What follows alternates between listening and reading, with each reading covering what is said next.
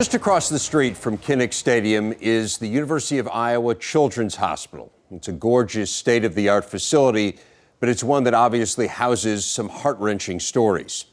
For the last 6 years, young patients have been making the trip from the hospital to Kinnick to take part in a program called Kid Captain. Mike Hall introduces us to one of those captains for whom the Hawkeye football team quite literally is family.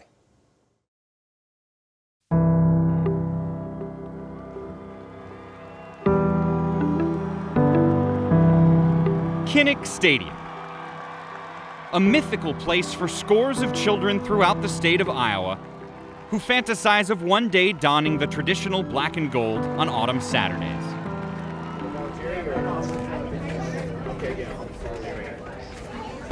On behalf of everybody at UI Children's Hospital and the Iowa Hawkeyes, we want to welcome you to Kids Day at Kinnick and the official kickoff of our 2015 Kid Captain season. Each year since 2009, 13 of the toughest patients at the Iowa Children's Hospital visit this civic treasure through the Kid Captain program. The Hawkeyes honor each young warrior with a memorable Iowa football experience. Are we the first one in? Out this hall right here. Let's go, pal. This year, 5-year-old Lincoln Ortman was first in line. Let's go ahead. Whoa!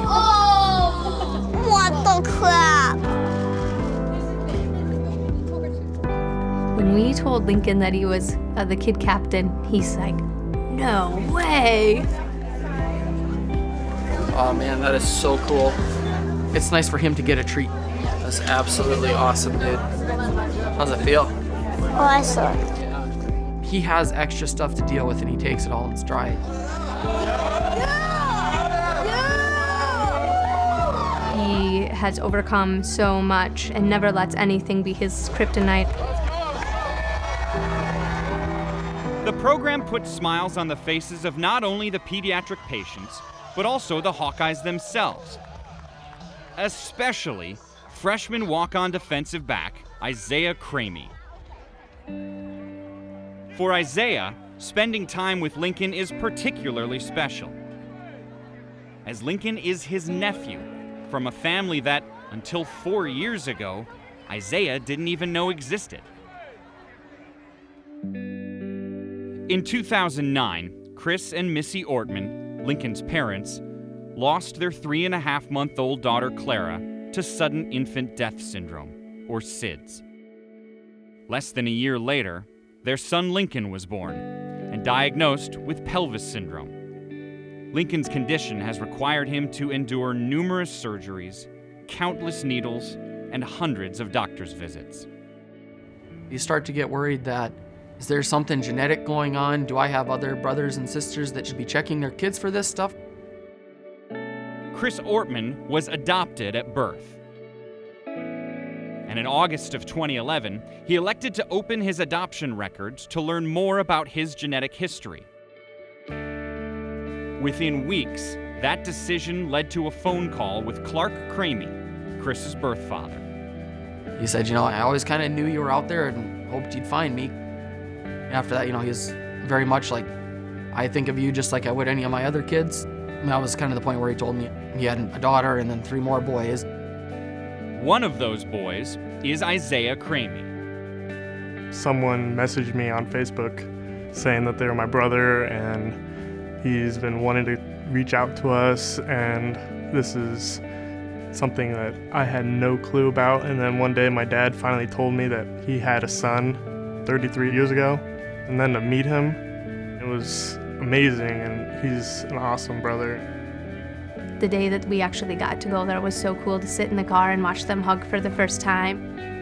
Surreal, right? Like, lots of stuff going on, lots of stuff to process, and you don't want to process it right now because it just feels good.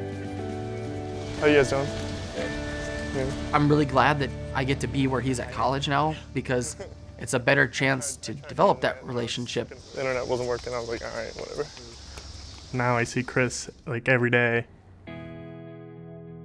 In September of 2014, the Ortman family relocated from South Dakota to North Liberty, Iowa, just 10 miles from Iowa City, so that Lincoln could receive long-term care at the University of Iowa Children's Hospital, and as a bonus, spend more time with Uncle Isaiah.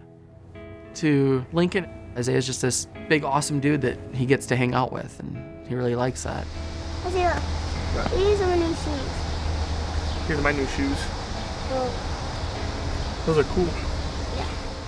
He's an awesome little kid, and he's been through so much in just the little time he's been on this earth. Hope I can do everything I can to make him proud and make him happy. I'm going to introduce you to my nephew. He think it'd be really cool to meet you guys. What's up, bud? His name's Lincoln. How's it going, man? What's up? My name's Jordan. Oh, wow. There you go. Me being on the team, he just loves the thought of Iowa football now, and probably before this he didn't know much about Iowa, and now it's just like he's into it. Yeah.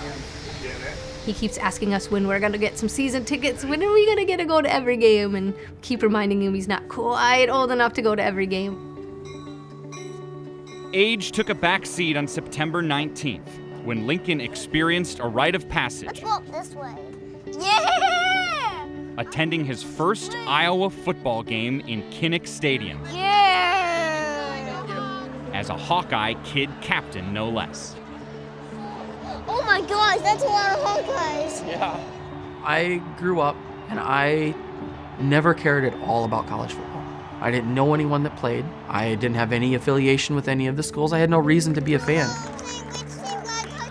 In the space of 5 years, I've gone from having no reason to give a rip about college football to a whole bunch of reasons.